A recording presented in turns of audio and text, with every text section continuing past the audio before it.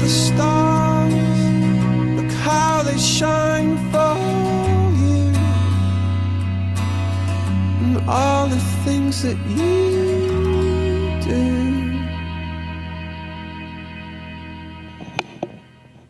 Good morning.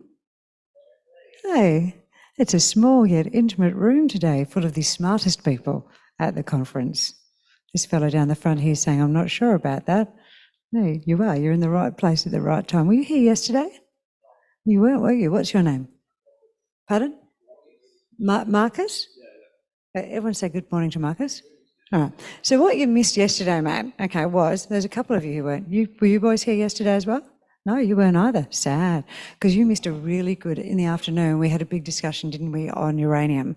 So we had a lot of really good companies talk about uranium yesterday. And as you would know, being the astute individual that you are, the price has gone through what? What's the price gone through now? $80, $80 US a pound. So for a lot of people, that's really exciting. We can now consider coming online with production. But here in WA, we have a little bit of an issue, don't we? So what's our issue in WA, team? We talked about it yesterday afternoon. Brandon was instrumental in holding a panel session at the end, and we know that in WA we've got all this lovely lithium. I think we've got about 15 nice big deposits already identified, with potentially more, but we can't get it out of the ground. Over the border in South Australia, what are they doing? Ripping it up, digging it up, and they're selling it and they're making good money. And we've got that potential here this morning. So not this morning, for entirety, but we're going to talk about that this morning, Marcus. Is that what you're interested in? I'm interested in that, yes. Everything. All right, good on you, buddy. So I'm going to ask our first presenter to come up onto the stage and join me. And as he comes up here, I'm going to put a question to you, because the title of his talk is there a future for mining uranium in WA? And I suppose I should actually introduce Damian Connelly. So this is Damian. He is the Principal Consulting Engineer for METS Engineering. Would you make him welcome first up? So using your scaling system that you gave us yesterday, Brandon, so we had a power session at the end and we had a sort of open table discussion, and he gave us two rating systems. One of them was 1 to 10, with no 7, and the other one was yes or no. So we put a statement to you, 1 to 10, or yes or no. So I'm going to use the simple one, which is yes or no. So let's hear a shout out from you for the question, so that Damian's got a little bit to work with. Is there a future for mining uranium in WA? Yes or no? 3, 2, 1. Yeah. All right, over to you, sir. Please make him welcome again. All right. Thanks very much, Chrissy. The title is a future for mining uranium in Western Australia. So, normal disclaimer, I don't want to be sued for what I say. It is my own personal opinion based on my experience. So in Western Australia at the moment, as we know, uranium mining is banned. We've got no nuclear power generation. We're basically dependent on coal and gas and diesel. And also energy costs in WA are incredibly high. In Kalgoorlie, you're paying 20 cents a kilowatt hour. In places like Sweden, you're paying 2 cents a kilowatt hour. I guess Fukushima, the tsunami, did a bit of damage, and I guess that kept the uranium price low, but the world has actually changed, particularly greenhouse gases. WA industry would benefit, and so would the government, actually, in terms of royalties and so on, and economic activity if there was uranium mining in WA. I think we all know about global warming, and it's driving change in terms of renewables, and Australia has a big challenge by 2030 and 2050, so we have to cut our emissions. We've basically got to go to clean power, and nuclear power is, I guess, a key transition technology. In the industry, we are actually doing quite well. There's not a lot of publicity about it, but the change is occurring. People like Liontown have got a mix of, or when they build it, will have a mix of solar, wind, LNG, and the diesel will only be a backup emergency. IGO, Nova, Bollinger, Goldfields at Agnew, I think they're 65% renewable energy. Rio Tinto, BHP and Woodside, there's a lot happening out there. You don't necessarily see it in the press, but it's actually happening now. Also, I guess, there was an ABC Q&A program, and I guess they talked about nuclear power, and our Australia's Climate Change and Energy Minister, Chris Bowen, said nuclear energy is a distraction. He just dismissed it. He said, in Australia, we suffer from a lack of innovation, which is absolute rubbish, because Australia, particularly the resource sector, we are a centre of excellence. We're the best in the world. And I know that because I go around the world and I see other people. South Africa's gone backwards, had a brain drain, and so on. We are very innovative, but to just close your mind and rule it out is not good. I guess timing is everything. There's no doubt that in the past, it would have been unprofitable to develop the resources we've got in WA, but that's changed. Now, the price has gone up, as Chrissy said, $80 a pound. That's a completely different situation to where we were quite a few years ago. Nuclear power is clean, it's cheap, it fits with the renewable sector, and I guess around the world, places like France have been using nuclear power for a long time. China is really moving. There's a number of the new reactors under construction. China just dominates. They're going to build lots of them, and lots of other countries around the world also are going to build nuclear power stations, because basically we've got to get off fossil fuels. And for big base load power, nuclear power is the way to go. And also, I guess people talk about safety. Pebble bed reactors are completely different to some of the reactors they had at Chernobyl or 3 Mile Island. It's like comparing a computer today with one that was developed 20 years ago. It's chalk and cheese. So uranium demand is growing because of this. There's a concern about structural deficit in supply. There's restarting existing reactors, and I guess there's a reduction in some of the reprocessing material that was available. And also, I think people like BHP in South Australia have stopped selling on the spot market. So also, I've been to Sweden a couple of times this year, and Sweden is a classic case. They have 5 nuclear power stations, they have hydropower. They were going to close them, and then there was a change of government, and then the Ukraine war happened, and the government said, wow, energy costs are going through the roof. We must keep those nuclear power stations going, because energy costs are 2 cents a kilowatt hour. To close them would have been stupid. Now they've even gone further than that, and they said, we're going to build new ones. So how the worm has turned in Sweden. Sweden's a very progressive, vibrant mining industry, and they obviously can see the change that's occurring. The other illogical situation is that it's okay to mine uranium in South Australia. It has been for nearly 30 years. There's been no incidents, been no problems. Olympic Dam is a world-class facility. It's the 4th largest copper mine in the world, and the uranium comes along with the copper. The two of them are intermingled. It's the world's largest uranium mine, and you don't see any issues, any problems. It's good for South Australia, but it's not good for WA. They've also got in situ there. The in situ did close down when the price was low, but that's an economic situation. So there's a completely illogical situation. Also, a lot of the testing of public support, public views in the community are changing. I think even some of the comments from Cauldron Energy's CEO, Jonathan Fisher, said it was hypocritical for the government and unions to accept nuclear-powered submarines, and yet it's not okay to have nuclear power or small reactors in Australia. What's the difference? It's just, once again, it's illogical. We've also got a number of really good deposits like Yeelirrie and Kintyre, Mulga rocks, so on and so forth, and they wouldn't take a lot to develop. And also, of course, at the moment, we've got drill rigs parked up, so we could be doing exploration as well.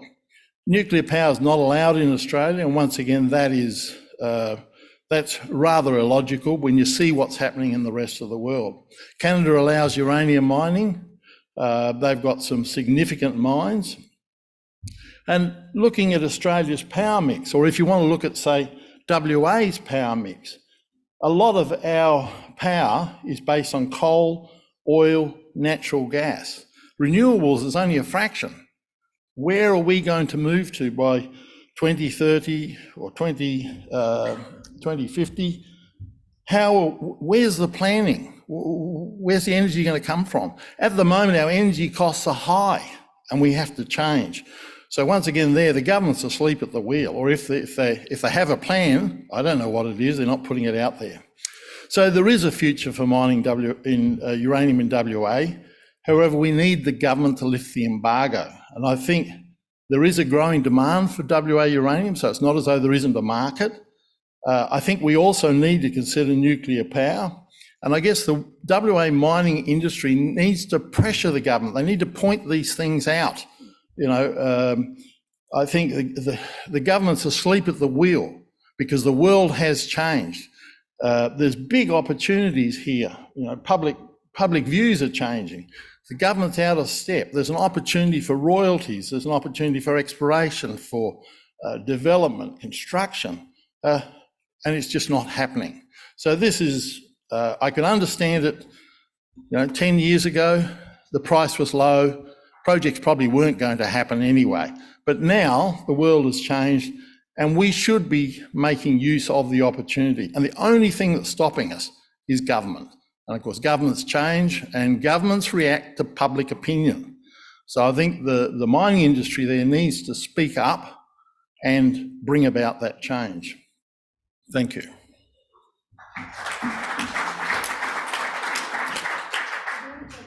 Has anyone got a question they'd like? Because we've got 4 or 5 minutes up our sleeve. Is there anyone who'd like to put something to Mr. Connelly? We're going to go out and have an intimate chat with him at the booth afterwards. You can do that as well over a beer. Wait, we'll come down here. Brandon? Thank you. Great presentation. Brandon Munro, Bannerman Energy. In your experience talking to people across the mining sector, I'm interested in what you think the attitude of other miners are towards lifting the ban. So I think, yes, they would absolutely draw the link once micro reactors and small modular reactors are available to power their mine sites, and we've done some work on that. But is it just out of the conscience of other miners, or are they opposed to it? Are they worried that it might create a public opinion backlash against their mining operations? I'm interested in what the broader perspective is. Yeah, I think because of Fukushima, once again, there's an issue in terms of safety, public perception. You know, places like, say, Brisbane, Sydney, Melbourne, South Australia, there'd be ideal base load situation there for nuclear power. But the problem is no one wants it in their backyard. It's very hard to sell. At the same time, you've had ANSTO have got a nuclear reactor in Sydney, and that's been operating without any issues. It's only small, but it's been operating for quite a period of time. So I think mining companies, I mean, ESG is a big issue, you know, social license. You see what happened with Lynas in Malaysia. They spent a lot of money. They've lost their license so many times. They've just gained it back again. So social license is very important. So I don't think that mining companies are going to go out and look at, say, small nuclear reactors unless Joe Public is aligned with that same view. I mean, technically, it's all good, but I think public perception and image is very important. All right. All right. Is that all right? Okay, so thank you very much. Would you please thank Damian, everyone? Very insightful, and go and have a chat with him afterwards. Just a reminder of our timings today. So 10:45 we will take a break for morning tea. 1 o'clock we've got lunch. 3 o'clock we should be finished this afternoon, and we are having drinks for our Christmas party, and you're all welcome to stay and join with us. So we're trying to finish a little bit earlier so we can sit outside and have more of a chinwag and chat to our presenters and our companies as well. All right, question for you. Who's on the ball? What is the atomic number for gold? It is. Yell it out. No. E79. E70, very close. So in October 2021, That number was chosen as the name for our next company to come up here and join us on stage, E79 Gold Mines. So our next company here at Resurgence. So they're a West Australian focused explorer. They've got a very strong strategy of putting money in the ground. Their aim, of course, is to make a big fat discovery and make a lot of money for them, and potentially you, as for them, if you choose to listen to this story and think, I'd like to invest with them. Would you please make welcome our Chief Executive Officer, you are now in it, Ned Summerhayes. This is Ned, everyone. Make him welcome. Thank you very much. Thank you to everyone for coming in early, and thank you to the organisers for putting on this couple of days. As mentioned, my name's Ned. I'm just going to talk to you about E79 Gold Mines. We have our projects in Western Australia. Here's our standard disclaimer. Really, the pillars of the company and moving through to how to be successful really comes from having a good management team with a track record of discovery.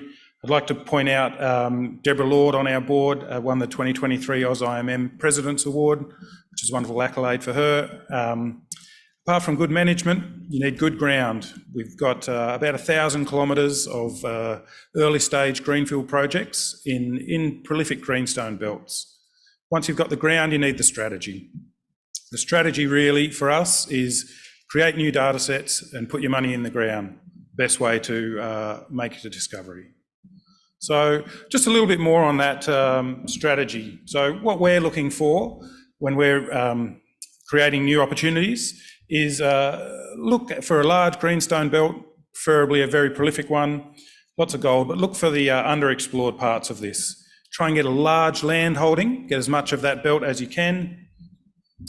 We like to create our own targets using newer technologies that have come through. Maybe people looked at this 40 years ago and the technologies have changed. Use a bit of methodical exploration, test around, but really creating your own data sets, geochemical, geophysical, and then using that to drill. And then, of course, as with any strategy, just keep reviewing. There's always opportunities coming up, and see which ones fit your strategy and carry on from there. I'll just grab the corporate slide here. You can see our board, led by Chris Cairns, with Deborah Lloyd and Peter Ironside on the board as well. I'd just like to point out too, there's a couple of things. Let me just see if I can find the pointer. One is our cash position. We're still at $3.3 million. Which will fund our exploration going forward. And the other part of it is just these JMEI credits which are available to us. So if we do make a nice discovery, we have the ability to raise money with a benefit to the shareholders through that JMEI credit, or if we see an acquisition that we like, we can use that money again with a direct benefit to the shareholders. As mentioned, we have two large-scale projects in Western Australia. The first one is in the Laverton South area.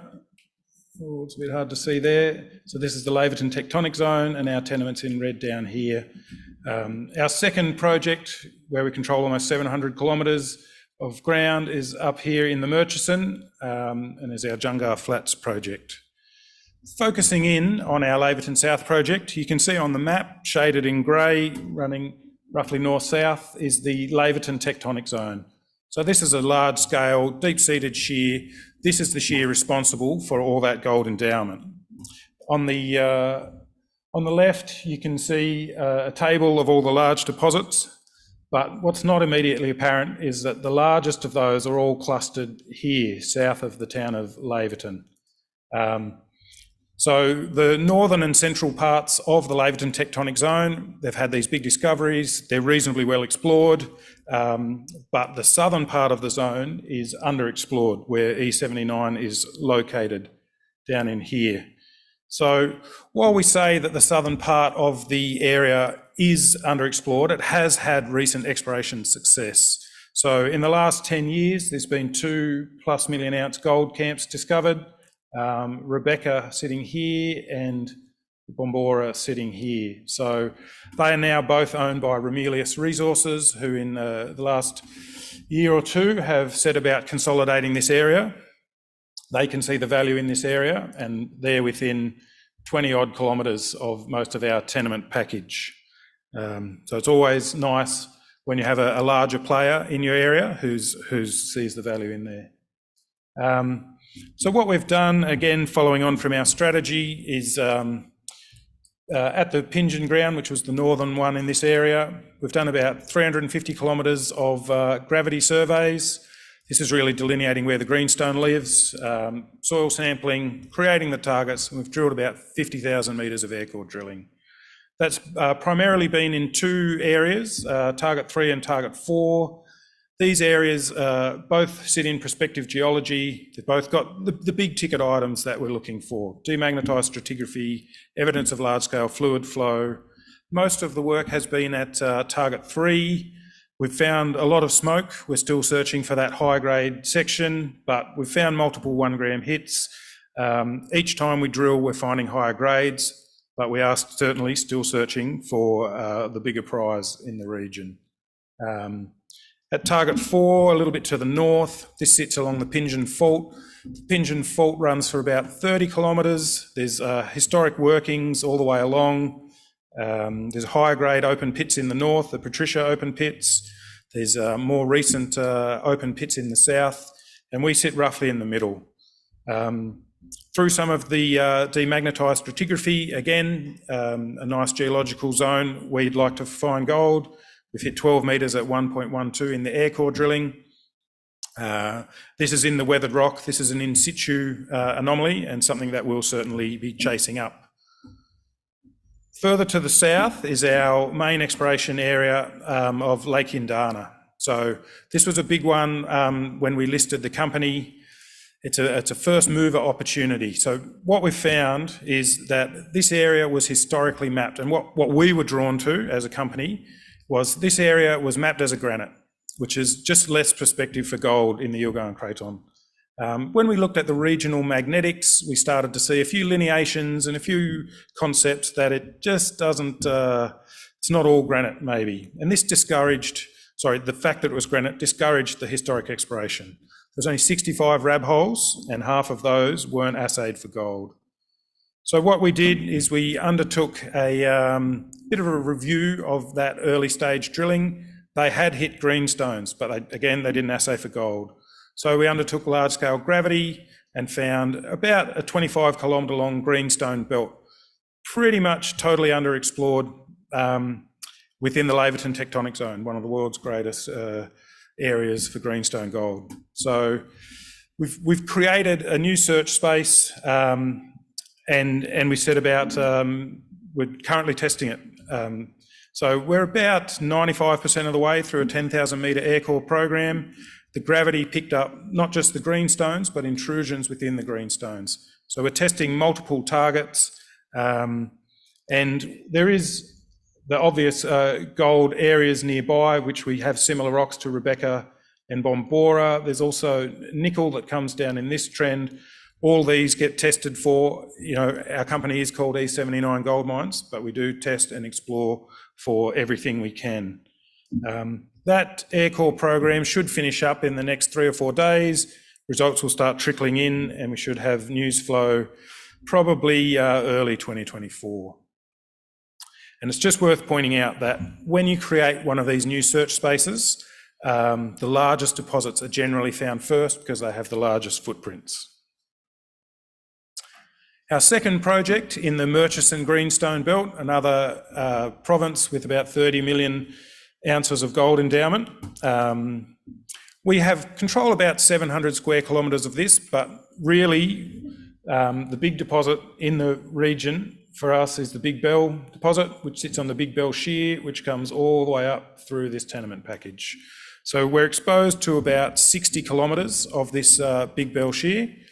And the area has obvious gold endowment, but nearby, look, we also have base metals. There's a VMS system just to the west. There's lithium potential, there's platinum group, there's iron ore. It really is a bit of a treasure box in this area. So what do we do when we have a long, my apologies, when we have a long elongate greenstone zone? We do our gravity, we find the areas of it. We've done that. We did about 550 square kilometres of gravity. We identified the greenstone belt going through. It's probably about 15 kilometres of greenstone that was previously unknown, just sitting under cover, but the gravity obviously can see through that cover. We've undertaken a large-scale auger program. We've tested about 30 kilometres, so about half of the greenstone has been tested. The other half is awaiting some heritage clearance, and then we'll get in and do that other half. But of the half that we have tested, we've found gold anomalism, copper anomalism, and also lithium anomalism. When we went out to the field to check out these zones, we found and mapped a number of lithium-bearing pegmatites, all very early stage work, but somewhere around the 0.2, 0.3 lithium oxide. So this is low grade, this is early exploration work, but their presence and the fact that they're in swarms just bodes well for the area, which we were really there for the gold. So this is just a little add-on that we've been working on recently. The next stage is we'll drill test these with the gold and the copper, and also now with the lithium. So the southern area, I've talked about this a little bit. We undertook the gravity survey, but nearby we also have a 22,000 ounce small gold prospect, and that's coming in on an oblique angle to the main greenstone belt coming through here. So there's a lot of targets, there's a lot of areas to test, and now we know a few different commodities to test for. So that's kind of the work that we've been doing. Going forward, we'll get these air core results. We'll get the northern part of the Murchison ready for drilling. We'll get the southern part of the Murchison ready to create drill targets, and we'll carry on drilling and testing, and we'll be reviewing lots of different projects in the meantime and see if anything fits our exploration strategy to go forward. That's about it from me. If you have any questions, we're just at a booth next door. Please come and say hello.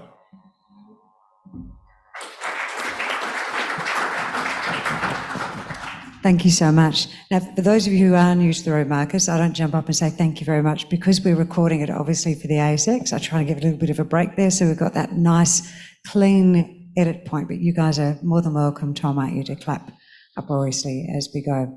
Now, if you have a look on your programs in front of you, you will note that the man with a very good eye for a project and a particularly nice taste in ties, Mr. Poli, was supposed to be joining us from Matsa. Paul has been laid low with COVID. We just had other plans for him today. So hello to you, Paul, at home. We know you're watching from there. Instead, we have mild-mannered Chief Geologist and ED Pascal Blampain joining us today. And I was looking through, our list of offerings for today on your little menu, and I'm thinking offering number 2 today is a nice little, it's a little G&T, if you like. It's got a gold based with a little bit of a lithium twist at the side of it. So let's find out how it's being served up. Would you make Pascal very welcome, everyone? Good morning. Thanks very much for that introduction. Happy to be here today to talk about Matsa and in particular what we've done this year and a little bit about what we plan to be doing in the coming 12 months or so.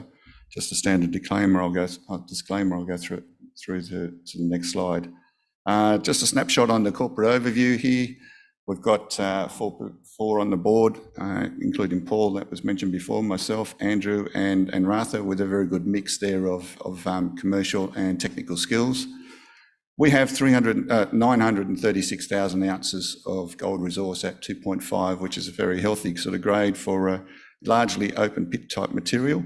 Our top 20 shareholders own 59% of the company, and we're well supported by BNP Paribas and Deutsche Balaton, German and Singaporean shareholders. As mentioned in the introduction, we see ourselves as a traditional Western Australian gold explorer with a little bit of a lithium twist, and I'll talk to that a little bit later. So our flagship project is the Lake Kerry Gold Project, centred in the Yilgarn here in WA.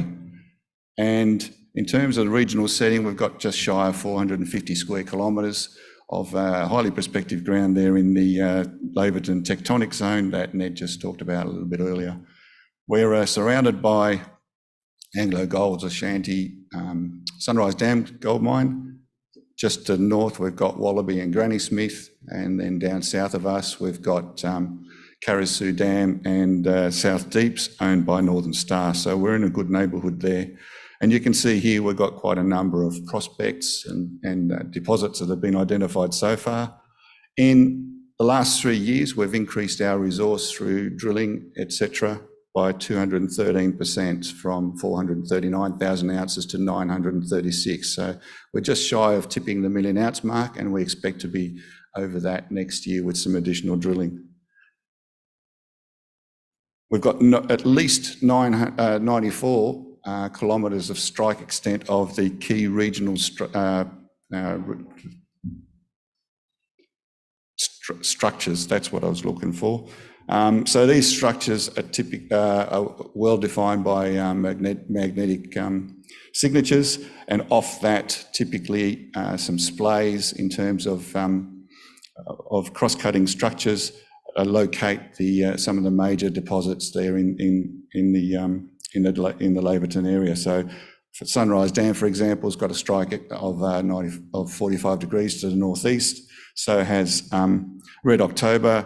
So has the Fortitude North prospect that we've been drilling. So we've got a couple of key orientations that we need to consider when we're doing the drilling out there.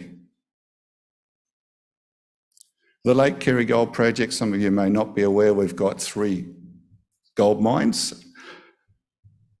So the gold mines are the Fortitude Gold Mine, which we did some trial pits in 2018, 2019. We shipped about 100,000 tonnes of that material to Sunrise Dam, and they processed that for us. So we have a very good feeling for how the ore behaves at the mill. Devon Pit Gold Mine, we're progressing that through approvals at the moment, and we expect to see some feedback from the Mines Department and approvals coming in the next few months on that one. And Red October Gold Mine, we did mine that and sent that material to Sunrise Dam as well. We've placed that into a production hiatus at the moment while we consider some additional exploration drilling to go forward. Our key project in terms of exploration focus over the last 12 months has been the Fortitude North deposit, and I'll talk about that a little bit later as well. So the Fortitude Gold Mine, as mentioned before, so 3 trial pits. We're expecting to expand that and amalgamate that into one big pit. Here's some details there. The resource is just shy of 500,000 ounces. The mining study that we did on this, probably nearly 2 years old now, returned a pit that's about 1 kilometre long, 250 metres wide or so at its widest point. That was optimised at a gold price of $22.50, and we used a gold sale price of $2,400. That at the time made $95 million free cash flow. At today's price of around about the $3,000 per ounce, there's an additional $600 clear profit on this project. The pit produced about 132,000 ounces. And as I said, that was optimised at $22.50. So if we optimise that at a higher gold price, say around about $27.50, something like that, we'll bring in a few marginal ounces. But basically that probably would return about 250,000 ounce project. Devon Pit, that was the latest study back in May this year, returned a profit there of around about $37 million for 40,000 ounces produced. There's been a bit of additional drilling that was completed in August, September. Assays are starting to trickle through, so we'll have some results about that in the coming weeks. At Red October, as I mentioned, we were mining that. We stopped mining and identified that we needed to do some additional drilling. We've got 244,000 ounces in resource there. A little bit more than half of it is tied in remnant pillars and life of mine pillars, but we do have a couple of clear exploration fronts and potential new mining fronts that we can introduce into a plan or a design. And the main one there that you can see is the lionfish resource, and in particular So these zones here highlighted are areas where we're very confident with some additional drilling would bring in some new resources into the equation there. So as I mentioned, 936,000 ounces in resource, 2.5 grams. I guess the question from our perspective in terms of a business case is how do you value the project, considering that our market cap is around about 14.5 million. So our friends at Alpine Capital produced a few slides for us in terms of assisting us to work out, well, how do you actually work out the value of that project alone, let alone the company. And you can see here from a few mergers and acquisitions that have been completed over the last 18 to 24 months. And these are pre-development ounces. They're not actually producing assets. The average there, resource there is just over, the resource grade is just under 2.1 grams. So Lake Carey at 2.5 grams fares quite well. In terms of the transactions completed, you'll see here the average transaction was around about $88.63 for each resource ounce. You can see here where Matsa sits at notional EV value of around about $14.60 per ounce. So in terms of the comparative peer review there, we're very undervalued. There's a recent transaction completed between Lyndon and Lord Byron, and they completed at $72 an ounce. So again, that just demonstrates that some of the activities there are substantially higher than our current market cap. Fortitude North, I mentioned before, that's been our key focus in terms of exploration over the last few months. We're mindful that there's significant opportunity here to define a really good deposit, potentially turning that into a mine at some stage. But the key focus here is to do some additional drilling, exploration drilling, but basically to start into the resource definition type drilling and start adding some ounces there to the books. You'll see there a number of intercepts during the course of the last 2 to 3 years. The top 7 there out of the 12 were drilled last year. So last year was a really, really good result for us in terms of drilling out at Fortitude North and the types of intercepts that we've been getting. The system in itself is 1.7 kilometres long. Our recent focus has been way up here in the northern area. This area here is basically all under lake cover and will require a different rig for us to continue some of the drilling. Just very briefly, this is what a cross-section from looking to the north, so from left to right on the previous slide that you saw. That there is the structure of what we thought we had, a near vertical, roughly 4 to 5 metre wide sort of system with some good grades and some supergene type material, some leakage into the oxidised or the weathered part of the ore system there. And you can see here some pretty good results from earlier drilling. That was essentially the discovery hole, 5.7 metres at nearly 4 grams. In 2022, we did another diamond hole down dip of that to test for continuity, and we got 9.6 at about 9.6 metres at 3.3. Going on to early this year's drilling around about April, May, this is the sort of results that we got. So some very thick intercepts, some good grade, reasonably continuous or consistent type grades around the 3.5 mark. But I guess the important bit is in comparison to what we thought we had and what we now have identified is there's a substantial volume change, a positive volume change in terms of the volume of mineralisation that's been intersected. So we're very excited about this and very confident that additional drilling will start to add some good volume of grade and thickness to the ore system. And we should be able to rapidly move that into a resource with some additional drilling. Just going into our lithium twist, another part, this is a very exciting and good developing story for us. We're centred in Thailand on the Western Granite Belt. Traditionally has been a very prolific tin producer, And that's not uncommon that tin and lithium are closely associated. And certainly we do know that that exists here in WA. At a glance, we've been fairly successful so far. We've identified 6 outcropping lithium-bearing pegmatite swarms. We've got an established team there of nationals in Thailand to support the exploration drive, and we're progressing through some tenements to grant that will give us approvals to actually go out and do some drilling, and we're hoping that starts early next year. Just shy of, or just over 1,700 square kilometres of applications for exploration for us. Just briefly, that's the tenement outline. As I said, they're all applications, but we're progressing some through to grant. And as I mentioned here, we're on the Western Belt. I'll just skip quickly through to a couple of important ones. China's the only jurisdiction that currently processes lepidolite. Lepidolite processing, fairly straightforward these days, well and truly managed, and cost comparative to spodumene. It's around about the same sort of thing. We've done some test work on some of our samples there at Yongxing in southern China, in the Yangtze province.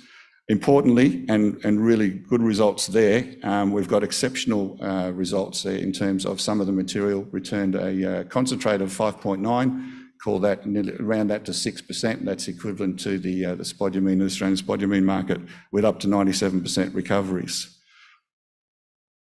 A tricky slide because there's not a lot of data out there, or commercial data, with regards to lepidolite. You can see here in terms of some of the lower grade ore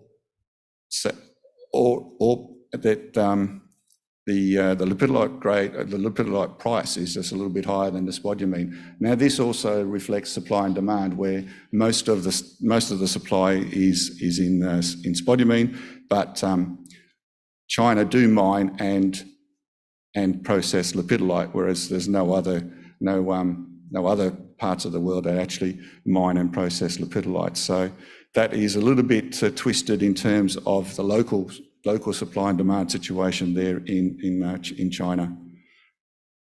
I see no reason why a good high-grade lepidolite concentrate couldn't achieve the types of prices that are found in spodumene. And just upcoming results or exploration over the course of the next 12 months or so. We're finalising some discussions with Anglo Gold at Lake Kerry, and I guess what we really want to do is start drilling further drilling at Fortitude North, but in particular also at the lithium projects in Thailand. Thanks very much. Thank you very much, Pascal. Good standing in at the last moment. Well done to you, buddy. Thank you. And if you want to know more, go and have a chat with him, because I've got a feeling that your buddy gave you the 20-minute presentation, not the 15-minute presentation, didn't he? Trying to sneak it through me. Team, I've just noticed Katie, she's still up there at the back. Katie, can you stick your hand up? So Katie is from SGS, so located up near the coffee. I'm sure most of you have gone and got coffee already. It's a great location. So we know that one of the aims of this conference, one of them, is to connect you with potential investment opportunities. One of our other aims is to connect our companies with other members of the resources community that could assist them in any way, shape or form. It's all about connecting people with people. So I'd love for you to go up and have a chat with these guys. What do they do? Basically, if you can test it, inspect it, certify it and verify it, SGS is your team. And I was having a chat with them before, there's big vans up the back. Do you know what else they test besides the resources industry? They are doing the calibration of speed cameras in Western Australia, and they also test day spas. There you go, you could work at SGS and work in any element. There's all sorts of interesting things. Anyway, it's all about connecting you with interesting people here and investment opportunities, as the one being put in front of us by our next presenter, who is, look at this, he's a mild-mannered, experienced geophysicist. And mining engineer, and he's known for his superpower, and his superpower is securing early stage projects and delivering substantial returns to investors. That sounds good, doesn't it, team? We like that. So this is George Sakalidis. And the company he's going to give us his insights into this morning, obviously, is Magnetic Resources. He is responsible for delivery or discovery and development of gold deposits, ultimately bringing the assets to production. So let's see if we can use his superpowers on this one. Please make him welcome. Good morning, everyone. We presented down the RIU conference down at Busselton, and there's some big announcement that we put out this morning, and I'll be running through that in this presentation. We have 3 deposits, and the original resource that we published in February was 605,000 ounces, and I will be talking about the upgrade shortly. But in the background, share price has gone up a bit today, $1.05, market cap around 250 million, mainly held by high net worth investors. The top 4 own 45%, the top 20 own 71%, and our main location is at Laverton, which you can see on the map. The 3 deposits were discovered over a period of about 4 years. First deposit was Hawksnest 9, then Lady Julie Central, and Lady Julie North 4. And Lady Julie North 4 is the one that's emerging. There's a serious amount of drilling, almost 1,900 RC in diamond holes for 150,000 metres, which is 150 kilometres. So it's not really an exploration play, it's a development play. So we basically found these deposits next door to 3 big mills. The closest mills are 10 kilometres away and 15 kilometres away. So there's obviously synergy with those companies. And those companies have some very large deposits, which they've been mining, but they've been mining there for quite a while. The Wallaby deposit and Sunrise Dam have been there for many, many years, and they're down at 1 kilometre and 1.2 kilometres depth. So the Wallaby situation is they're operating 2 weeks on and 2 weeks off, so obviously there's potential synergy from what we've discovered here. These deposits are similar in some ways. Both the Wallaby and Sunrise Dam have these, stacked lode systems, which carry most of the gold, and Jupiter is similar. But what we find at Sunrise Dam are these vertical breccia zones, and they seem to be closely associated with the resources at depth. But these make their way to the surface. We think what we're finding is very similar to the Sunrise Dam situation. Sunrise Dam is a very big deposit. It's 16 million ounces. This is another map showing you where the mills are adjacent to our projects. The Mount Morgan's mill, owned by Genesis, Granny Smith, owned by Goldfields, Sunrise Dam, owned by Anglo Ashanti, and there's a small Bright Star mill as well. But these are the adjacent mills, these 2. So they're only very close to our projects. So these deposits, 3 main deposits, H9, Lady Julie Central, and Lady Julie North 4. Lady Julie North 4 has a major structure going southwards, and that structure appears to have many gold deposits, and we'll talk a bit more about that later. Okay, so in detail, obviously the company's a bit different. We have these operating mills next door, gives us the opportunity to toll treat or do some potential deals. Secondly, our deposits are shallow, and 2 of them outcrop. So that's quite important to note. H9 is quite a widespread deposit. It starts on the surface and dips 20 degrees to the east. H9, this deposit called Lady Julie Central, again starts from surface, but it has some pretty amazing intersections that start from the surface, you can see. And if we did go into operation, this would be a starter pit. We expect to start this operation, and if we were in a toll treatment situation, the negative cash flow to go into production would be less than 10 million. So it's a pretty amazing opportunity. But The main deposit is Lady Julie North 4, and this deposit has actually surprised us how thick the intersections and what good grades they've been getting. And we published our updated resource today. And this deposit alone is 13.1 million tonnes at 2.02 for 852,000 ounces. The intersections have been increasing with time, and you can see some of the extremely robust intersections. These are the ones that we're still chasing at depth, and it appears to keep going. So that's an amazing system. There's several slides coming up, and that gives you a bit of an indication of the drilling that we've done today. We'll be looking at these cross sections through here. Every one of those drill holes has an intersection greater than 2 grams a tonne. And you can see some of the robust intersections. The previous resource is 605,000 ounces, include this material, but the current resource, which we announced today, is 1.25 billion ounces at 1.7 grams a tonne. But this individual deposit has higher grade, and this is one that keeps getting bigger and bigger. And you can see what we're talking about. Some of the intersections here, 42 metres at 4 grams, 138 metres at 2.5, including 37 at 6.5, 24 at 2.3. I mean, they're just amazing. This drill hole is going underneath, a step out of about 100 metres, and visually it looks pretty good, but obviously we have to wait for the assays.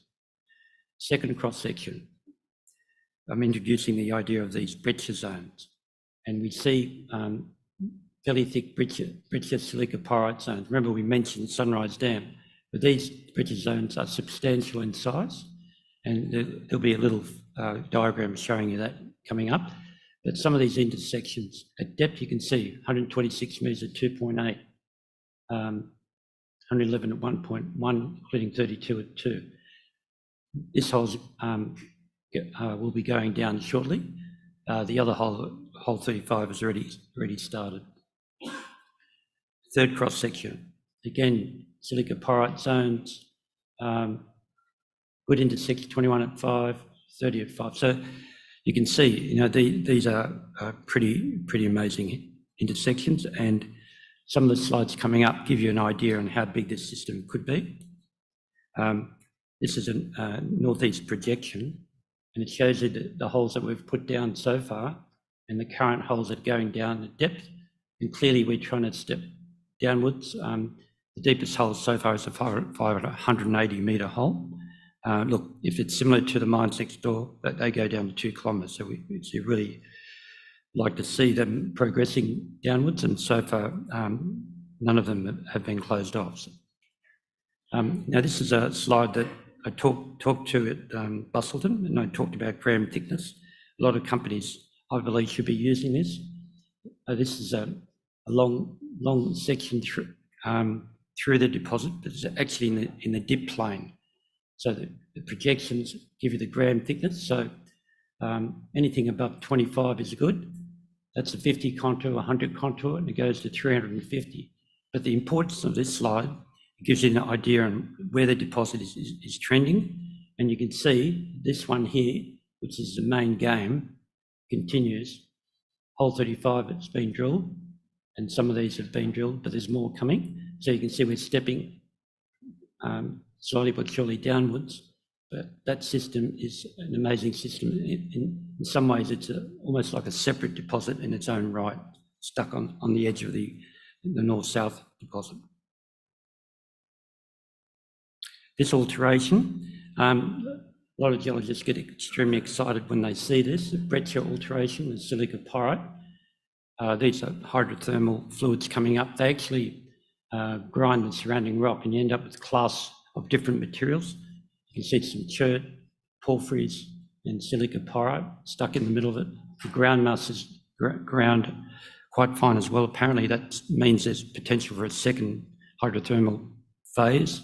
And even the ultramafics are bleached and altered with this texture. So everything is altered. And commonly where the breccias actually come in with the silica pyrite, the grades go up, and that's what we're seeing at depth, where these things are coming through.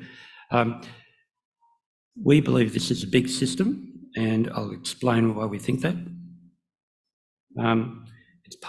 Sits on this major structure called the Chatterbox Shear, which goes for 32 kilometres, starting at north at Beasley Creek, Apollo, our deposit, Lady Julie North 4. There's another little deposit called Mount Jumbo, which we own, that trends towards Wallaby. Now that structure has been highlighted with some seismic work, and that seismic work we completed a number of years ago. But then this structural zone, which is the Lady Julie structural zone, the Chatterbox Shear, we can see the actual dip of this is similar to what we're encountering from drilling, but at the same time, it gives us the confidence that the depth of this structure goes for 2 kilometres depth. These vertical structures are quite interesting, potential sites for, I guess, the breccias coming up from depth, as we see at Sunrise Dam. There's more work to be done on this seismic to try to understand it more, but it does give you the ingredients of a big system, potential for great depth, and we are actually seeing that from our drilling. Okay, so in the background, we're preparing mining lease applications over Lady Julie North 4. All the studies have been completed. We're obviously just updated the resource again, and we're re-optimising. But the initial optimisations that we've done point to nearly all the material that we've drilled down to about 300 metres. Lady Julie North 4 will be taken up, so it has a very strong economic basis. So this is all part of the idea of going into production, and we're pushing that as one potential arm of the company. Clearly, there's synergy with the companies next door. That one of them operates 2 weeks on, 2 weeks off. The other one is in care and maintenance, so there's an opportunity to deal with those companies as well. So that's the talk, and I've gone quickly, but thank you very much.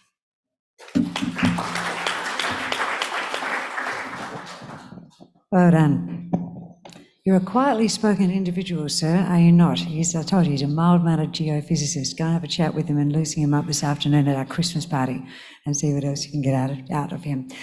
Now, our next presenter is an interesting fellow. When he's not flitting around the countryside and talking about his projects, his favourite thing to do is to be out on the ocean, doing a bit of paddling on his nice big long ski there. So given the conditions that are outside today, we're pretty lucky that he's actually deigned to be with us today and not giving us some sort of a video recording. But there's obviously a reason why he wants to be here to address us all in person. So what is it?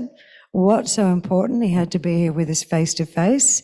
I was having a chat with him on the way in today. He said, Chrissy, this isn't just a resurgence. No, this isn't a resurgence. This is a surge. It's a surge of activity on our West Australian lithium projects with a little serve of Tasmania on the side, if I can get to that. He was very excited about this. So obviously we are better than the water today. So would you please, mate, welcome the MD of Flynn Gold, Mr. Neil Marston.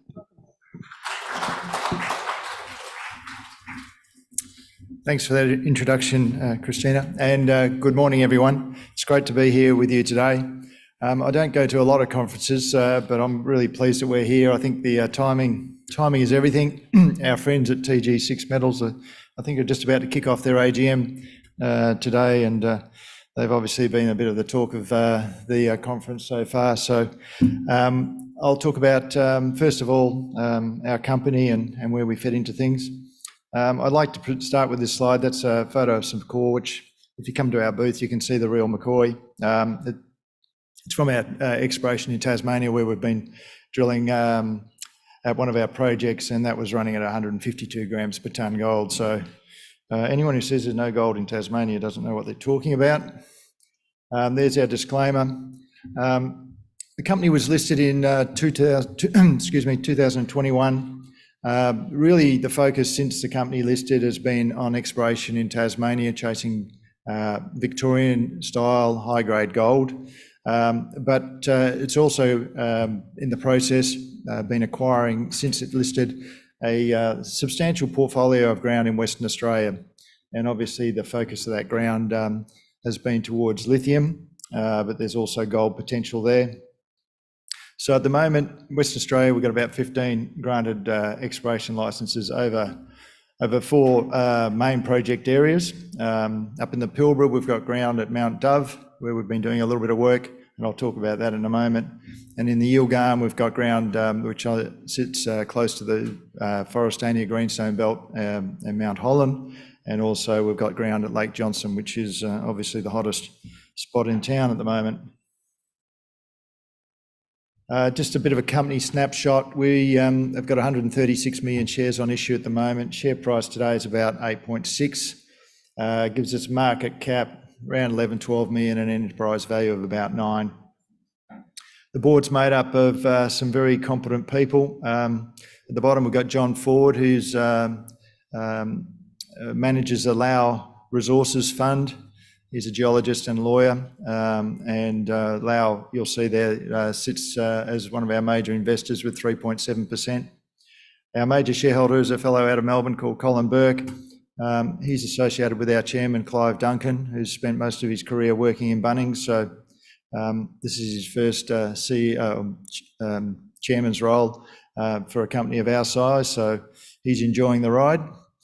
Sam Garrett, who's our technical director, has got a number of discoveries to his name and certainly has spent a lot of time in Tasmania as a younger geologist, so he certainly knows that part of the world very well. I joined the board earlier this year and have really have been brought on to help manage the West Australian side of the business as well as what's going on in Tasmania.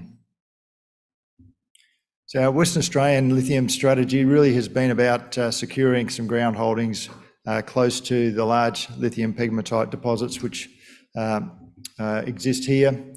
To date, we've just been applying sort of the basic fundamental geological processes of soil sampling, rock chip sampling, mapping, all of those things, and that process is starting to generate some targets for us, particularly at Mount Dove and Lake Johnson. And our exploration activities at Forrestania are just about to kick off in the new year.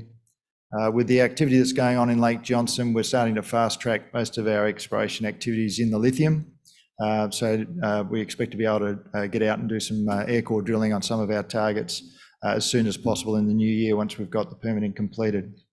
And we're also looking at acquiring other assets in this space. So hopefully we'll be successful in that going forward. So just to give you the Yilgarn story, we've got, as I said, 2 projects, Forrestania, Lake Johnson. Our ground's just to the east of Mount Holland. We're about within 7 kilometres of the pit at the Mount Holland project. That ground we've got on the east side, there is greenstone undercover that's been mapped or intersected with a very limited amount of earlier drilling. So we think there's lots of potential there.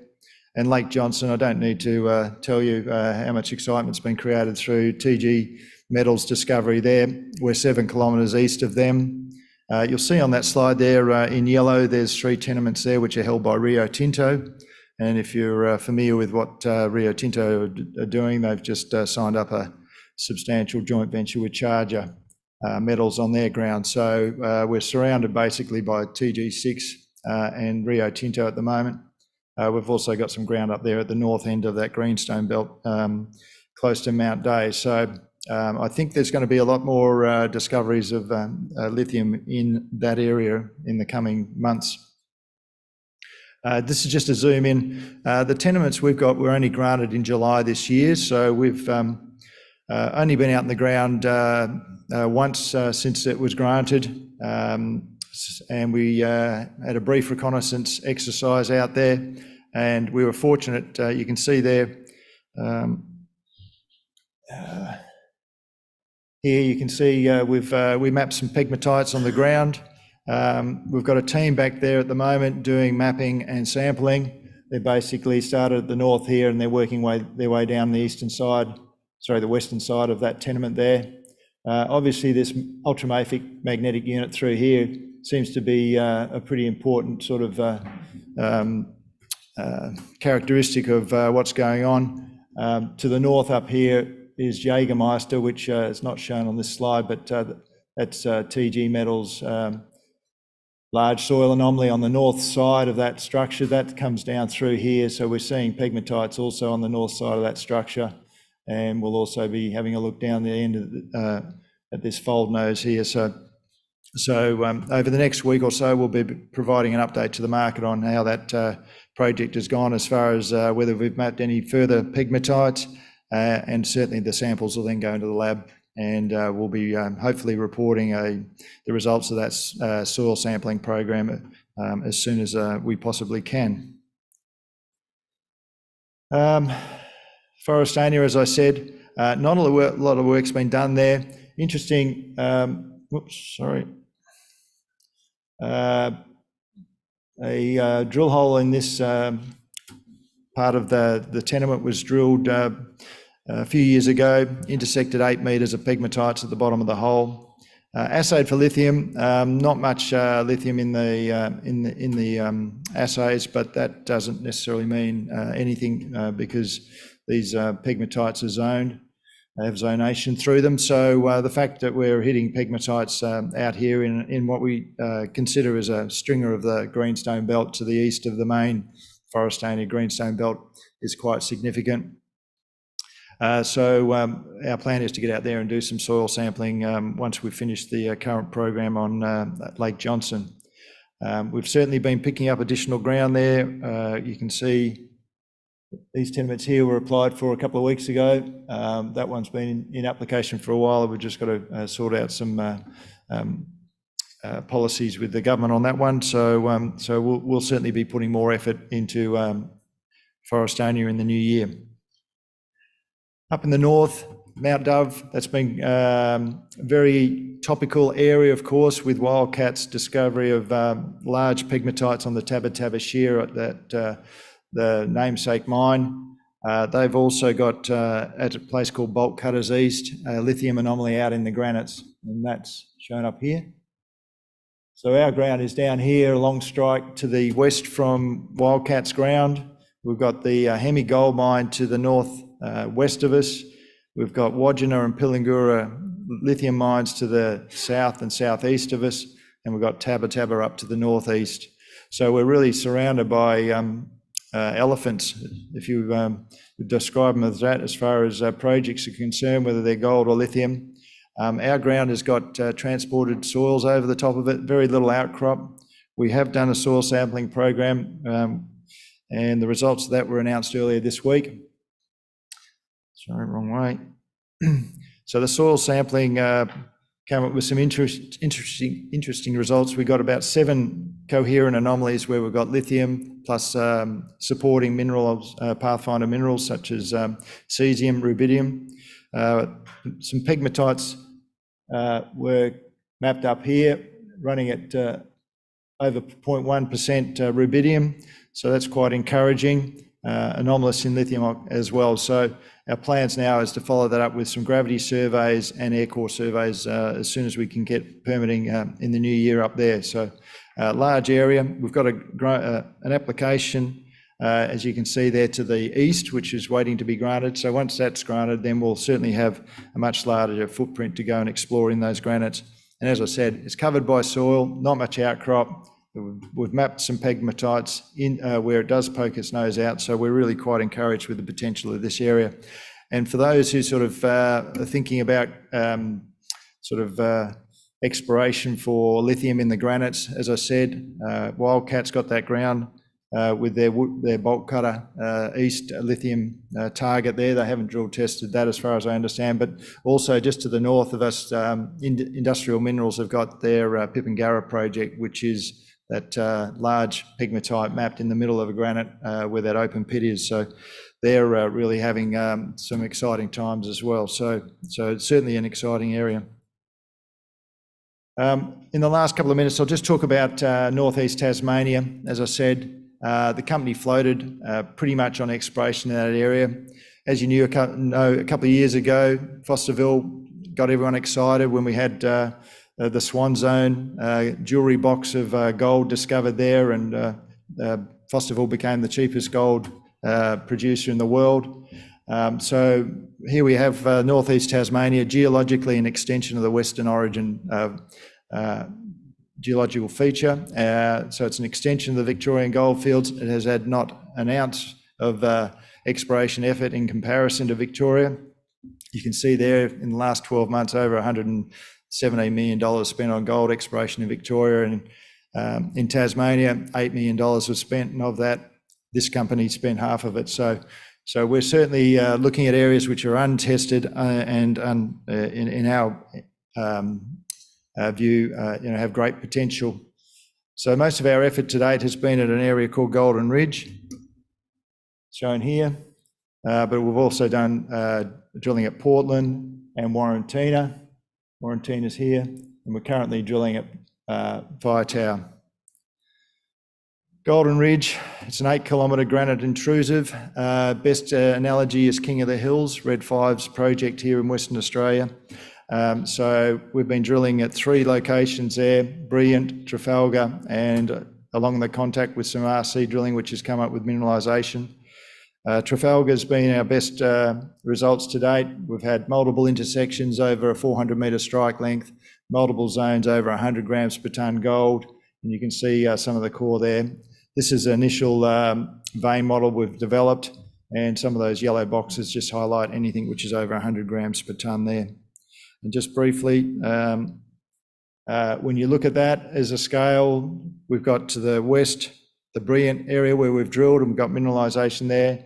At Trafalgar on the east, lots of high-grade hits. You can see some of those numbers where we did some RC drilling in between, and the distance between Brilliant and Trafalgar is 2.5 k's, which is about the same length as the Kalgoorlie super pit. So this is a big system. There's about 8 kilometres of that contact which needs to be explored, and we're really quite excited about the potential endowment that's sitting here at Golden Ridge. So that's just a brief final wrap up of what we've got planned for the next few months. You can see we've been doing a lot of work in Tasmania. The focus will shift onto drilling in Western Australia over the next few months, and then hopefully with some success we'll be really hitting WA hard later next year. Thanks for your time today. If you've got any questions or would like to come and see us at our booth, I'd be happy to have a chat later on. Thanks, Christina.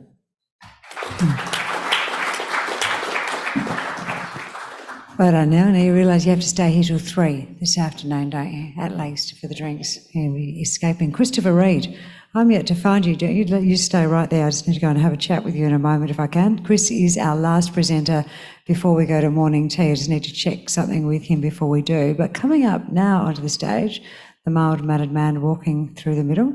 Actually, when I started my conversation with you this morning, what did you say to me? You made the observation that the heavy rare earths are critical and there's not a lot in the market. Come up and join us. I think the inference may have been, or the interpretation I made was he was thinking not as good as what his company has in their sights. This is Lloyd Kaiser. He is the CEO of DY6 Metals. He has got a full tongue twister of the aforementioned elements. You've got dysprosium, terbium, neodymium, praseodymium, all of those magnets that we need to use in our EV. So all of those elements that we need for our future. So we're going to Malawi for our next investment opportunity. Would you please make welcome Lloyd, everyone? Thank you, Christina. Thank you for joining this presentation. So I noticed there's been quite a lot of presentations on gold and uranium sessions yesterday, and this is a rare earth project. So I'm from the rare earths industry for the last 10 years, and this is just a new project or new prospect that I'm working on. And the project is called DY6 Metals is the company, and the projects are in Malawi, and that's what I'll be talking about today. The usual disclaimer. So look, the DY6 Metals has 3 projects or critical metals projects in southern Malawi. That has proven a region for hosting economic rare deposits. There's Machinga heavy rare earth niobium project, which I'll be talking about. We've completed a maiden drilling program for 4,500 metres, and the project recently increased the tenement area to 197 square kilometres. The other project is Selen Bidway, rare earth niobium project. We've commenced a comprehensive geochemical and geophysics program is underway there, and the other project is called Nangala, which is a platinum-rich copper nickel. I won't be discussing that project today. So the projects are in this, what we call the Chilwa alkaline province of southern Malawi. It consists of these alkali granites, nepheline cyanide, and numerous carbonatite complexes. So notably, the Kangankundi project that most people might be aware of is a carbonatite project or resource that's 40 kilometres east of Machinga, where we are exploring and doing the drilling. There is other groups such as Songway Hill, which is a Makango project, which is quite developed. It's at a DFS stage. You've got other operators in southern Malawi, including Lloyd Mining and Metals on niobium, and Sovereign Metals, that's rutile and graphite. So look just on our shareholding. So DY6 Metals was listed in June. It was on the back of a strategic cornerstone investors, two of them that have a holding of 21%. They're two Chinese groups. They're involved in diversified sort of manufacturing and composite materials, semi-finished materials for use in the end-use markets in transportation industry, clean energy technologies. You know, they are quite interested in heavy rare earths and looking for sourcing of heavy rare earths, and that's why this company was put together. So the top 20 holds 60% of the stock. It's got a small market cap, it's only 5.4 million. Enterprise value is 0.7 million. So look at with 58 million shares on issues, I think there's a lot of opportunity going forward from where we are today. So I'd like to talk about the Machinga project. So the Machinga license that we have, we've got two tenements. One looks like a little bit like a horseshoe, and the other one's a wider tenement. We recently had the EL 705 granted early this month, and so we have a lot of background information on Machinga, and we acquired all the data at the beginning of the year. So that uranium radiometric there was sourced from the Malawian government. So the drilling program that was undertaken by DY6 this year for 4,500 metres was 35 holes of RC, was based around sort of targeting the Machinga main northern anomalous zone. As you can see, it's quite close to where the tenement boundary is, since we couldn't move into the next tenement because that wasn't granted to us. We prepared and sort of done our own sort of soil samples, but we also had plenty of rock chips and other soil samples from historic sampling by Globe. So the RC drill program within that followed the historic drill results for 4,000 metres. And what we're finding is that the RE mineralisation system is containing elevated DYTB, which is obviously essential for EV traction motors. So you can see that that area that we've actually drilled in is only 400 by 400 metres. The strike zone, or the anomalous zone there, is 7 kilometres from north to south. So we've got plenty of room there and plenty of area to explore as we move into more drilling next year.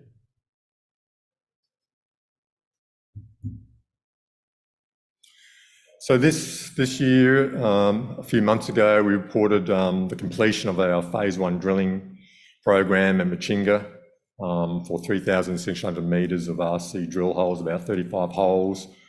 And it's consistent, the results are consistent with the historic drill holes of 4,000 metres. You can see here, as I pointed out, all the drilling was conducted quite close to where the tenement boundary was. We would have liked to have gone further over into the northeast, but we were unable to, but we'll look at doing more work in the future in that area. So we've got some significant assays for our heavy rare earth hard rock deposit, sort of ranging sort of multiple metres between sort of 0.5 and 1%, and several metres between 1 and 2%. So the host rocks here are of syenite, and the mineralisation is widespread, but it's in this hydrothermal breccia. Apart from the mineralisation for rare earths that we're looking for, there's also niobium and zirconia. There is tantalum in there. So with the results with all the assay results, we're sort of looking at the full assays, including non-rare earths, to see what other elements are there and then start to do some XRD analysis on the samples.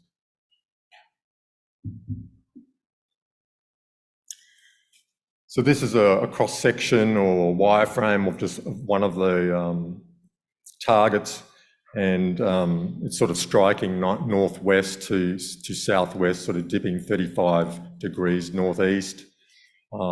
There's excellent continuity with the radiometrics, and the mineralisation. What we're seeing is all in this hydrothermal breccia. So the results confirmed today. So I've just done some estimates just on all of our RC. We're looking at a cut-off grade of 0.25%. To see what sort of RIO distribution we have. So we've got NdPr around 15%, so it's not a pure light rare earths project, similar to some of the other groups that might be up to 20%. And our DYTB is running around 3.7%. So our value will be in the DYTB. You know, at today's rare earth prices, our value is about 50% from DYTB, and we're getting about 30% from NdPr. Most of the light rare earth projects that are in the market, most of their value comes from NdPr, which is about 90%.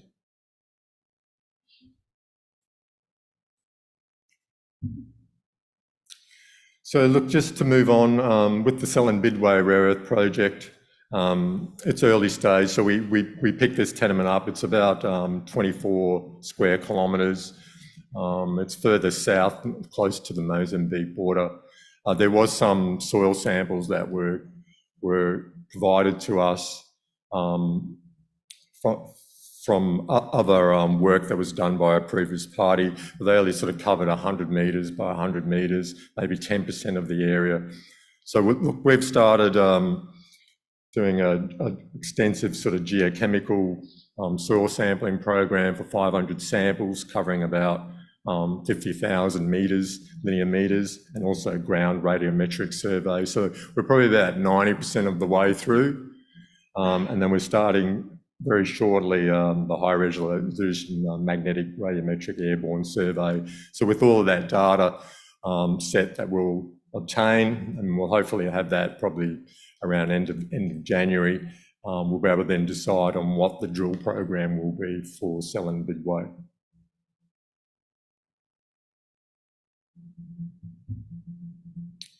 I just wanted to touch on, before I sort of move on a little bit further into the projects and what we're up to over the next sort of 6 months, is just what's happening in Malawi. So Malawi is quite a stable jurisdiction. It's all English speaking. It's got a very supportive government when it comes to mining. They want to obviously increase the mining GDP within the country. You know, there's hydropower, probably 90% of it is hydropower. There's good roads and rail that goes from Malawi to Nacala port. So that's where the major port will be for most of the companies that will be producing either concentrates or some finished products. So I think, despite what maybe people might think, because it is landlocked, that the infrastructure is actually very good.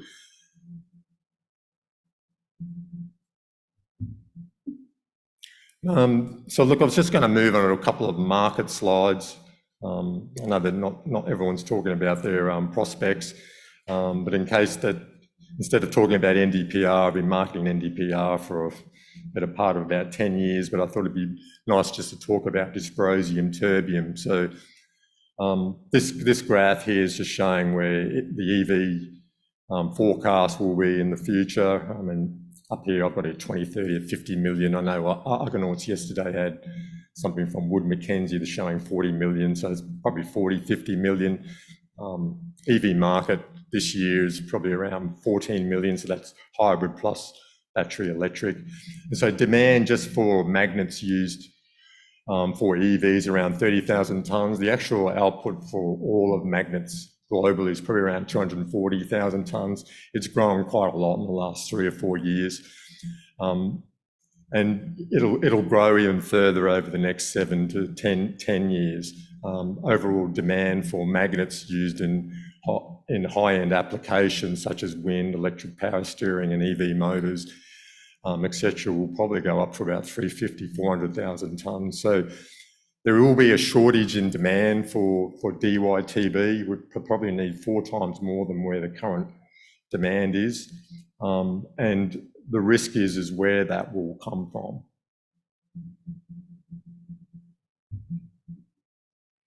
So I guess the market opportunity with the heavy rare earths is that there is a shrinking shortage of DYTB, and it's mostly concentrated.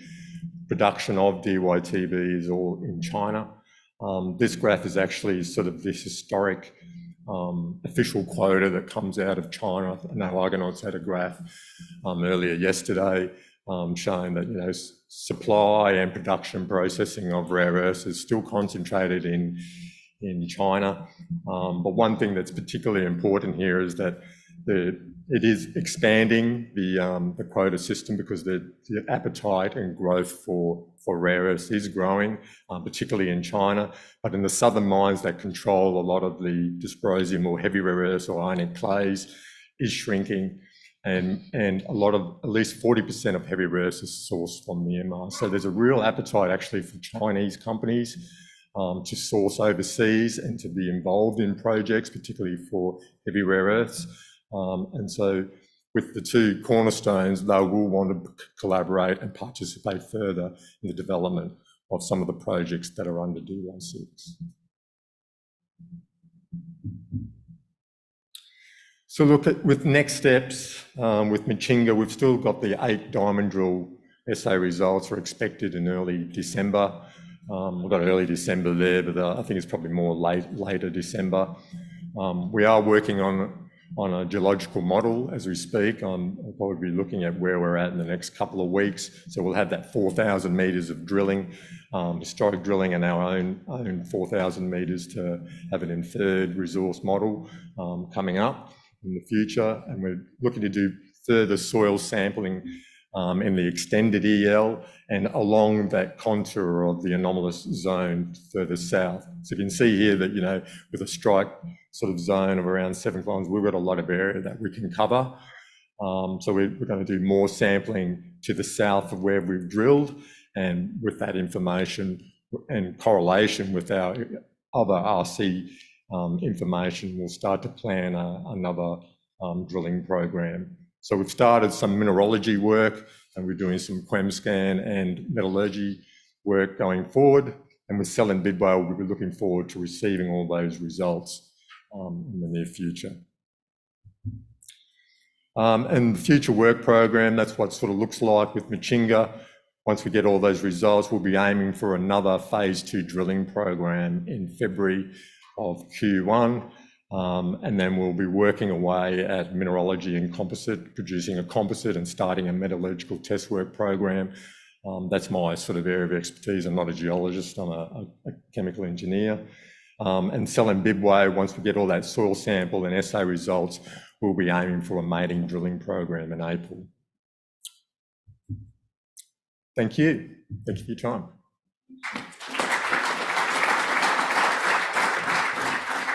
Lloyd, I think that's the closest I've gotten to one of our presenters in the last 2 days. You did well. You're skating on thin ice there, my man. Well done. Great presentation, though. Nice to see James Buchanan standing in up the back there. If you're looking for a fellow with a couple of drill rigs, he may just be able to find you some in his big posse up there. Now, you will have noticed when Lloyd came up on the stage that I whisked our next presenter outside, Mr.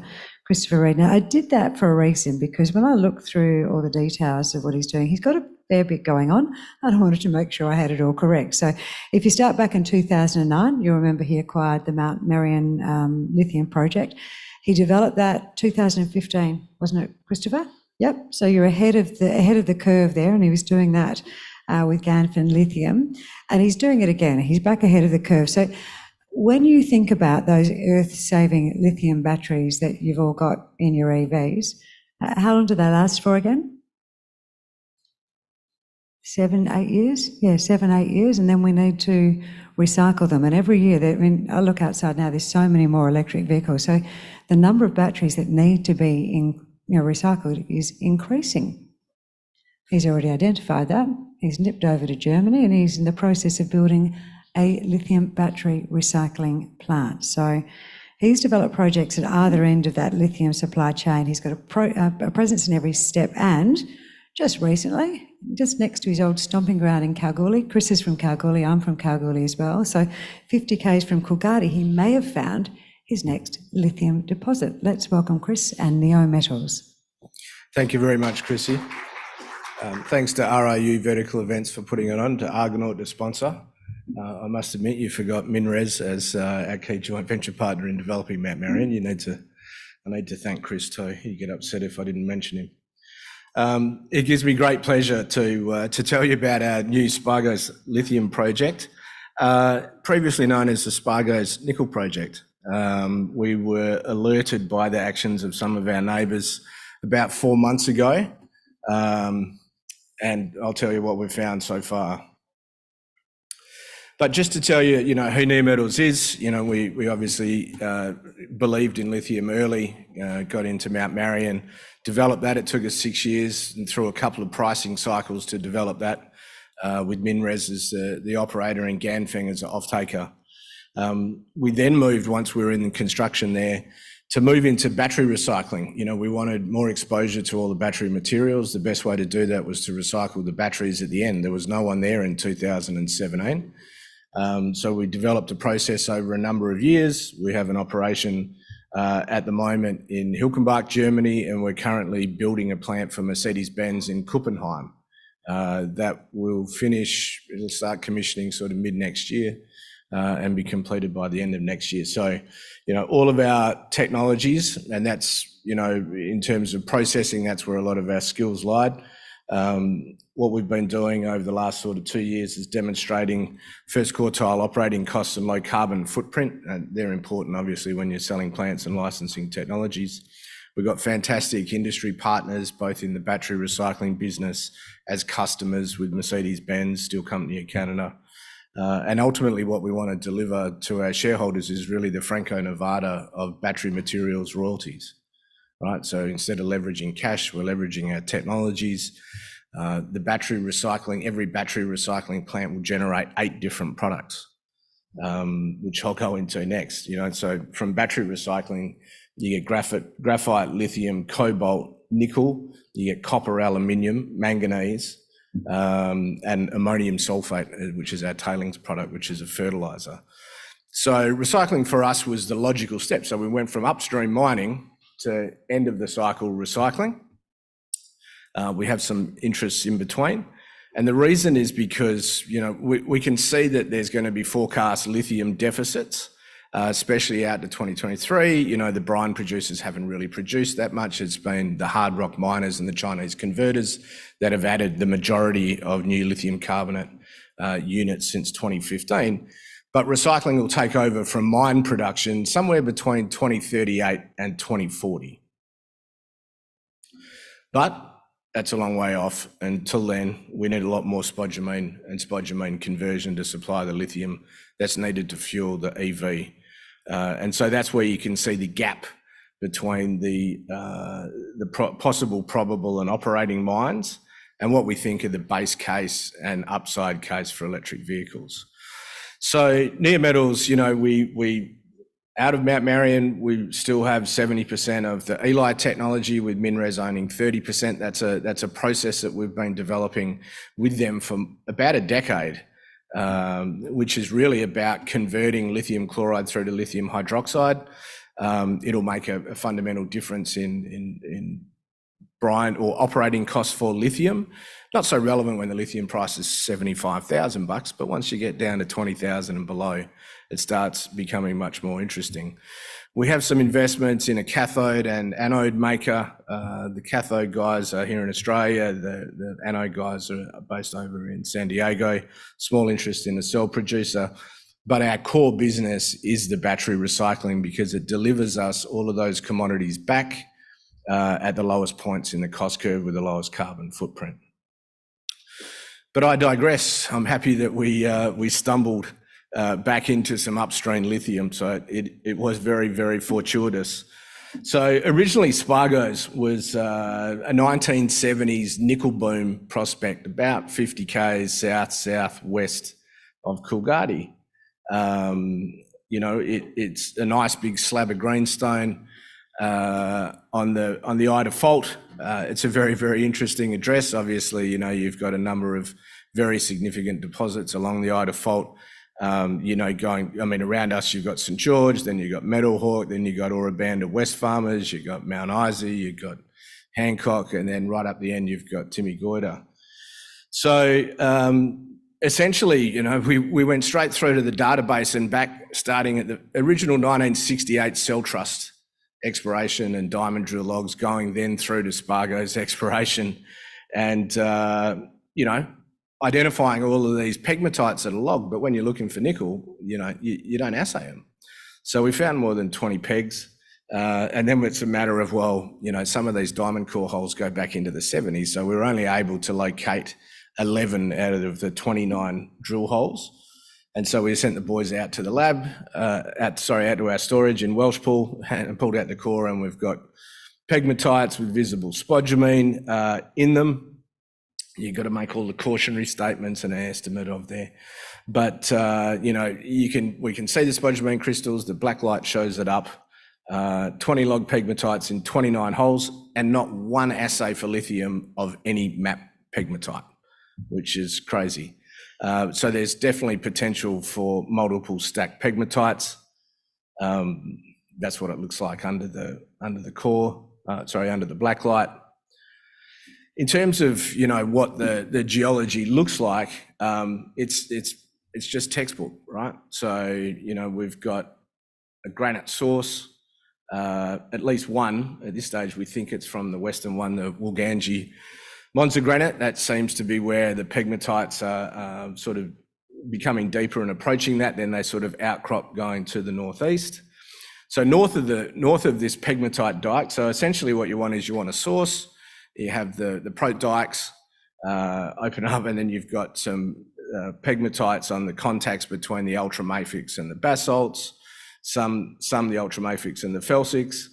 And this map is something that we recently discovered, never digitized. It was a 1970 Spargos exploration map. So we were very, very pleased to find that there were the pegmatites at the surface. So north of that Proterozoic dike, we've got nothing except pegmatites intersected in diamond drilling and RC drilling, which is not a bad start. South of there, we've got absolutely no drilling and outcropping pegmatites, and I've got a little bit in the bag there if anyone wants to come up and have a look after this. So, we've got 13 interpreted units there, and feel like a kid in a candy shop, right? What a beautiful place to start. And analogous settings to make it major local deposits. It really reminds me of Mount Marion, where we had the depot granite, we had a prote dike to the north, and then you've got the intrusions, and so the pegmatites were coming up between the softer ultramafics and the basalts.